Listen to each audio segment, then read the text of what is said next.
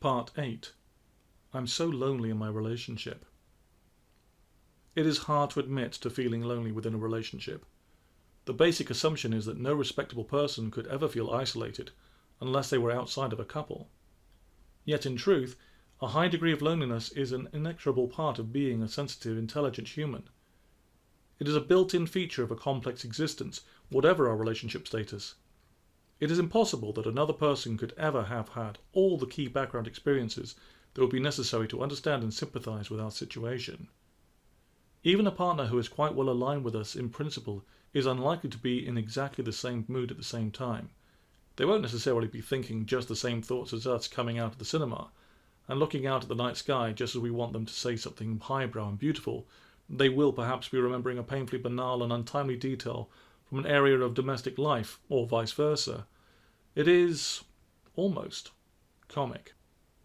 It is profoundly gratifying to be deeply understood, but a lot of other factors take us into relationships. Our partner may be great around money, or we may find them very alluring sexually. They may excel at arranging interesting weekends, or have a lovely way of being cozy and relaxed.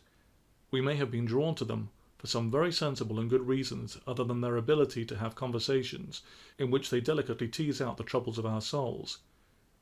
We must all die alone, which really means that many of our pains are for us to endure alone. Others can throw us words of encouragement, but in every life we will at points be out in the ocean drowning in the swell, while others, even the nicest ones, are standing on the shore waving encouragingly. The problem is sure to get worse the more thoughtful and perceptive we are. There will simply be fewer people like us around. This isn't a romantic myth. Loneliness truly is the tax we have to pay to atone for a certain complexity of mind. In other words, there are areas of what might be, grandly but accurately, called metaphysical loneliness that no other person, however well-intentioned, can assuage. At an exasperated moment near the end of his life, the German writer Goethe, 1749 to 1832, who had a lot of interesting friends and a very active social life, exploded bitterly, "No one has ever properly understood me.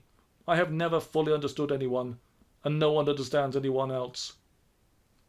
There are, he was saying, irremovable barriers between the souls of individual people. It is impossible and wholly normal not to feel a bit lonely.